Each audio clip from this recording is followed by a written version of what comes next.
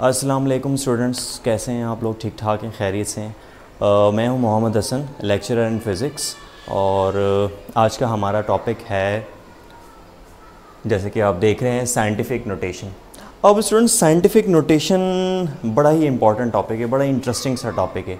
आपने अक्सर औक़ात देखा होगा कि बहुत ज़्यादा बड़ी जो है आपके पास न्यूमेरिकल वैल्यूज़ हों या बहुत ज़्यादा छोटी वैल्यूज़ हैं। जैसे कि फ़ॉर एग्ज़ाम्पल अगर मैं यहाँ पे आप लिख दूँ कि 0.00000012, अब इसको पढ़ना थोड़ा सा काफ़ी मुश्किल हो जाएगा। एक स्टैंडर्ड तरीके से पढ़ना बहुत मुश्किल हो, या बहुत बड़ी वैल्यूज़ हों तो इन्हें पढ़ना काफ़ी मुश्किल हो जाता है। तो इस चीज़ को आसान किया है साइंटिफिक नोटेशन ने।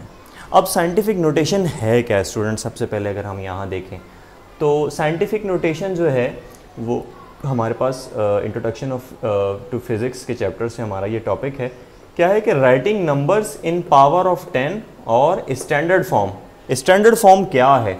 यानी कि पावर ऑफ 10 उसमें इंक्लूड हो m into 10 power p। p जो है कोई भी पावर हमारे पास सर्टेन पावर होगी, इज़ कॉल्ड साइंटिफिक नोटेशन। ये साइंटिफिक नोटेशन कहलाती है कि हम क्या करें, किसी भी न्यूमेरिकल वैल्यू को या मेजरमेंट को जो है हम क्या करें, पावर ऑफ 10 में अगर एक्सप्रेस कर दें तो इसे हम क्या कहेंगे, साइंटिफिक नोटेशन। यानी कि बहुत ज़्यादा बड़ी या बहुत ज़्यादा छोटी वैल्यू को जब हम पावर ऑफ 10 में एक्सप्रेस कर देते हैं तो वो हमारे पास क्या बन जाती है, साइंटिफिक नोटेशन। अब साइंटिफिक नोटेशन को कैसे पहचाना जाए, कैसे लिखा जाए? रीज़न तो मैंने आपको बता दिया कि क्यों साइंटिफिक नोटेशन हम इस्तेमाल करते हैं। वो इसलिए कि हमारे पास बहुत ज़्यादा बड़ी या बहुत ज़्यादा छोटी वैल्यूज़ को जब हमें स्टैंडर्ड फॉर्म में लिखना होता है तो हम इस तरह इस्तेमाल करते हैं। अब स्टूडेंट्स, इसका हम ये बताएं कि साइंटिफिक नोटेशन को हम पहचानेंगे कैसे, होती कैसी है। तो देयर मस्ट बी, इसके लिए एक इंपॉर्टेंट चीज़ ये होनी चाहिए कि there must be only one non zero digit on left side of a decimal while writing scientific notation. तो बेटा आप लोगों ने ये बात अपने जहन में बिल्कुल बिठा लेनी है कि जब आप किसी भी वैल्यू को लिखें साइंटिफिक नोटेशन या स्टैंडर्ड फॉर्म में, तो डेसिमल की लेफ़्ट साइड पे एक नॉन ज़ीरो डिजिट होना लाजमी है और राइट साइड पे पावर ऑफ 10 में और या बाकी डिजिट्स भी मौजूद हो सकते हैं। जैसा कि यहाँ पे एग्जांपल में मैंने बताया है 123.4, 123.4।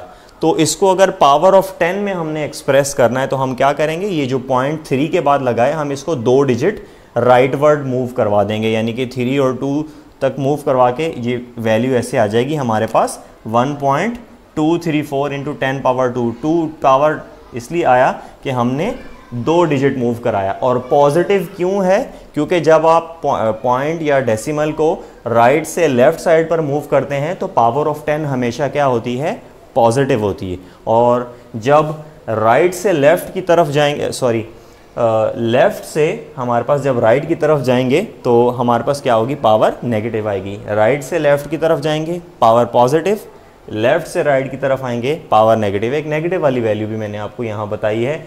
जैसा कि ये हमारे पास कोई भी न्यूमेरिकल मेजर्ड वैल्यू है 0.001234। अब हमने क्या करना है, इसको स्टैंडर्ड फॉर्म में करना है। स्टैंडर्ड फॉर्म में करने के लिए हमें एटलीस्ट डिजिट जो है वो यहाँ पे मूव कराना पड़ेगा 1 तक, यानी कि 3 डिजिट्स हमें लेफ़्ट से राइट तक जो है डिजिट को मूव कराना है। तो ये हमारे पास जो मेजर्ड वैल्यू ऐसे हो जाएगी 1.234। 3 डिजिट हमने मूव कराया तो 10 पे पावर 3 होगी, लेकिन किसकी, माइनस की, क्योंकि लेफ़्ट साइड से जो है हमने राइट साइड पर जो है डिजिट को मूव करवाया, इसलिए वो माइनस हो गई ये वैल्यू। अब स्टूडेंट कुछ स्टैंडर्ड हमारे पास जो प्रीफिक्सेस, अब प्रीफिक्सेस क्या होते हैं? प्रीफिक्सेस वो एक्चुअली वर्ड्स या वो स्टैंडर्ड फॉर्म या कह लें कि जो किसी भी चीज़ से पहले लगते हैं। प्री एक सफिक्स होते हैं जो कि बाद में लगते हैं, किसी भी यूनिट कह लें आप, या यूनिट से पहले लगने वाले प्रीफिक्सेस कहलाते हैं और यूनिट के बाद लगने वाले सफिक्सेस कहलाते हैं। तो यहाँ पे हमारे पास कुछ वेल नोन प्रीफिक्सेस हैं, उनके सिंबल हैं और मैंने उनके इक्विवेलेंसीज या इक्विवेलेंट भी लिखे हैं। जैसे कि यहाँ पे हमारे पास सबसे पहला जो प्रीफिक्स है नेगेटिव वैल्यूज़ का हमारे पास, वो है डेसी। डेसी का जो सिंबल है वो डी है, स्मॉल डी, और इसकी जो इक्विवेलेंसी है वो 10 पावर -1 के बराबर है। सेकंड हमारे पास सेंटी है। सेंटी स्मॉल सी से आप इसे सिंबल इसका रिप्रेजेंट कर सकते हैं और 10 पावर -2 जो है इसकी इक्विवेलेंट है। मिली स्मॉल m से है, 10 पावर -3 इसकी इक्विवेलेंट है। माइक्रो, माइक्रो का सिंबल आपके सामने ये लिखा हुआ है और 10 पावर -6 क्या है आपके पास, इसकी इक्विवेलेंट फॉर्म है। नैनो n से रिप्रेजेंट करेंगे, इसका सिंबल, और 10 पावर -9 जो है क्या होगा, इसका इक्विवेलेंट होगा। इसी तरीके से कुछ रिमेनिंग और प्रीफिक्सेस हैं नेगेटिव वैल्यूज़ के, पीको पी से और 10 power -12, and femto small f 10 power -15, एटो ए से रिप्रेजेंट करेंगे, सिंबल इसका ये, और 10 पावर -18 जो है इसका क्या है, इक्विवेलेंट है। इसी तरह पॉजिटिव वैल्यूज़ भी जो होती हैं हमारे पास, जैसे डेका है, डेका का सिंबल क्या है, DA, और ये 10 पावर 1 के बराबर होता है। अब ये पॉजिटिव वैल्यूज़ आ गई हैं इक्विवेलेंट की। किलो K से 10 पावर 3, मेगा ये इसका सिंबल है कैपिटल M, 10 पावर 6 इसका इक्विवेलेंट है। गीगा कैपिटल G है, 10 पावर 9 इसका इक्विवेलेंट है। और टेरा कैपिटल T और 10 पावर 12 इसका इक्विवेलेंट है। इसी तरह से पेटा का सिंबल P है, कैपिटल P और 10 पावर 15 इसका इक्विवेलेंट है। इस तरीके से हमारे पास एक्सा है, एक्सा का कैपिटल E है हमारे पास, और 10 पावर 18 क्या है, इसका इक्विवेलेंट है। तो स्टूडेंट ये थी हमारे पास साइंटिफिक नोटेशन। मैं उम्मीद करता हूँ आप लोगों को आज का ये लेक्चर, जो शॉर्ट लेक्चर है, ये बड़ा समझ में आया होगा और ये आपके लिए बड़ा हेल्पफुल होगा। और आप लोगों ने अगर अभी तक मेरे चैनल को सब्सक्राइब नहीं किया है तो मैं आपसे कहूँगा कि प्लीज़ सब्सक्राइब कर लें मेरे चैनल को और बेल आइकन का बटन भी दबा दें। शुक्रिया।